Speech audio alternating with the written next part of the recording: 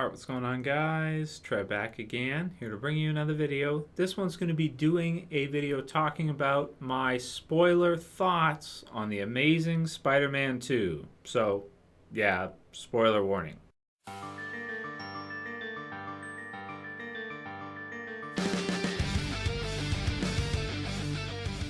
Alright, good stuff. So I hope most of you guys who are watching have either seen The Amazing Spider-Man 2 or just really don't care. Because I'm going to spoil the crap out of it for you. Now, if you missed my review, it's a non-spoiler review. Go on and go to the channel, click on my name below, go to the channel, type in The Amazing Spider-Man 2 in the search tool.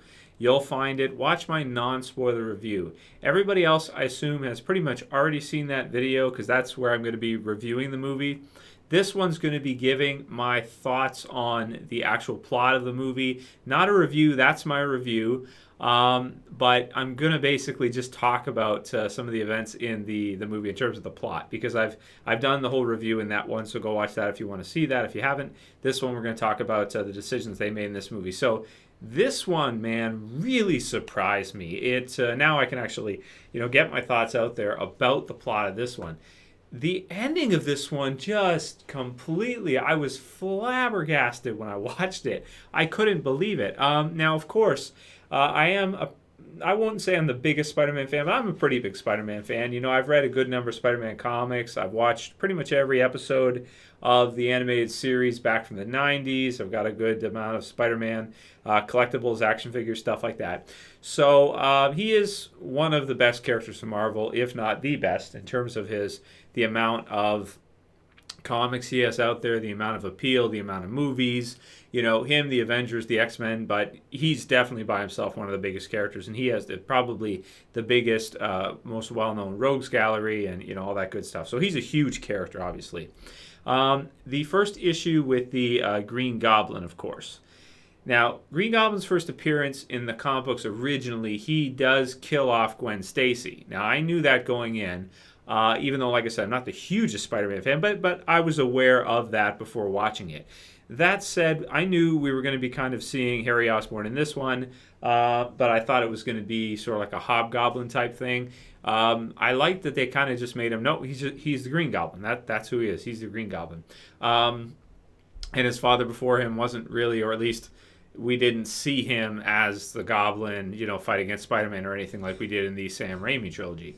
So that said, of course, at the end of the movie, when it comes all down to it, and Spider-Man drops Gwen Stacy, and he shoots the web down to get her in slow-mo. Now, I mentioned in my review, I really liked how they used slow-mo here because by the end, we started getting used to it as we're watching, and then by the end of it, an amazing slow-mo scene where he shoots that web down, and it's like, is he going to get her? Is he not? And at this point, to me, after watching all the other Spider-Man movies and knowing how big the movie was going to be, I was like, oh, yeah, he's going to save her. Oh, I know. Yeah.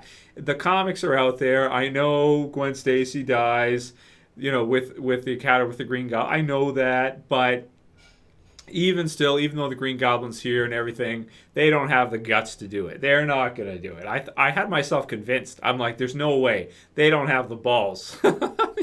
This is what's running through my mind. And then he shoots the web down and he catches her, and I'm like, yep, see, I knew it. I told you. What did I say, Trevor? I told you she's going to be fine. And then he kind of, afterwards he comes down and he grabs her and stuff, and you're sitting there watching this, and I'm thinking to myself, yeah, she's going to wake up. Is she going to wake up? I don't know. Is she waking up? Is she not waking up yet? What's going on? No, they wouldn't go that route, would they? Just, well, it is like the comic books, and I'm just, in my mind, I'm going back and forth on this, but I was pretty set in my mind that even though it did happen in the comics and that was a possibility they would go that route, I thought they were going to trick us. I thought they were going to make us comic book fans that knew about that think they were doing it and then not do it. Think like right up to the end, like, oh, and then she wakes up, right? That's what I thought was going to happen, right? And then she just doesn't. And then they show the funeral scene, and then they show the seasons pass, which was, by the way, absolutely beautiful and super well handled. if you're going to kill off a character, I think that's one of the best ways you can possibly do it. Also, because they set it up for the first movie and in this movie to kind of show this really beautiful relationship between the characters. That was just like, in the first trilogy, Mary Jane and Spider-Man. Great, great type of movie love, I would say. In this one especially too, because they're kind of on the rocks. She wants to do something with her life. You have the whole thing with her father in the first one about him protecting her and Spider-Man getting her in danger, and all these kind of concepts that have been in the Spider-Man mythos or movies, comic books, all that stuff for a really long time. This movie right here really did it for me because I can admit it tricked me. I didn't think they were going to go for it, and they did. I was there. I was 100% like, no way. There's no way you're going to do it. You don't have the guts to do it. And then they did it. And I was just flabbergasted after. It's like, this is amazing. They went for it. I can't believe they went for it. And then also you have Andrew Garfield's acting, which is just like, wow, so beautiful with her, the way they played off each other all the way through the first couple movies, especially, I want to say, the second one, The Amazing Spider-Man 2, up until here when their relationship's on the rocks, it's complicated, all that stuff, and they've got some really good love scenes between them, which sometimes I'm like, whatever. But but because of this, it works really well. Also, it stops that whole thing from the first one where we're seeing Mary Jane and Peter and then constantly again. And then by the third movie, we've had enough of it, right? I don't think I'm speaking for just myself when I say that by the time the third movie came around, we're like, oh, yeah, he's going to save her and it's all going to be good and whatever the case may be. And in this one, man, they really went for it. So I think it was a great choice. I wanted to mainly talk about that in this video. It was just... man, it really blew me away. I really didn't think. I was calling their bluff. I was sure I had them figured out what they were going to do, and I was wrong. I was straight up wrong. So smart, very smart from the directors, very smart from the writers to go ahead with that. I think it was brilliant. I think it makes us take the new Spider-Man movies more seriously. Where it's like, okay, somebody could die at some time. This is the type of universe where that could happen. Versus, you probably shouldn't have your girlfriend fighting crime with you. It doesn't really make sense that you have your girlfriend in there where you're fighting against Electro, the guy who just shut down the whole city's power supply and is shooting it out of his hands. Doesn't make sense. You got Harry's flying around in this mechanized goblin Iron Man suit basically on a glider ready to just smash you. If she was right there, she probably wouldn't make it. I'm just saying. I mean, you can't always make it, right?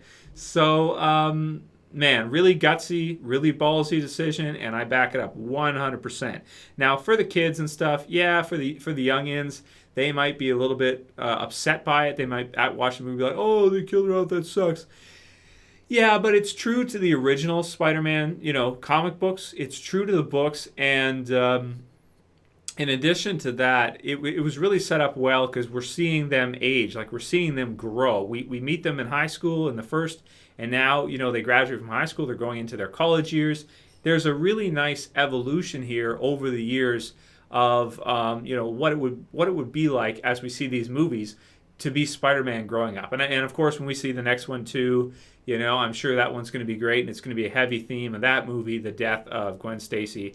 The seasons, like I said, the seasons passing afterwards, the way it was handled, how he gets all the press and he quits being Spider-Man, then he watches the tape of her as valedictorian, and then he gets back at it. You got the kid in the street. Man, oh man, amazing writing.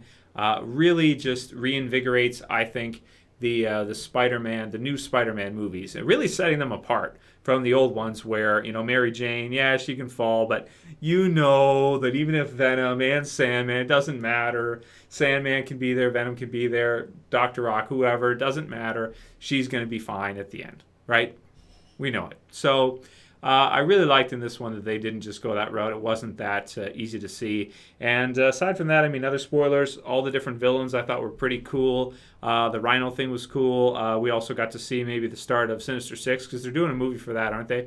It's a possible tie-in, Venom tie-in, that kind of stuff. So that should be good as well, too. And Really like the overall plot of this one. Really did. If you guys missed my movie review, non-spoiler, go check that out if you want to hear my thoughts on all the rest of the stuff in the movie. This one was just to talk about the plot. Amazing. Really, really amazing. They really went for it, and I really like this new Spider-Man. Because of that, this new darker, more serious, more honest Spider-Man cannot go wrong.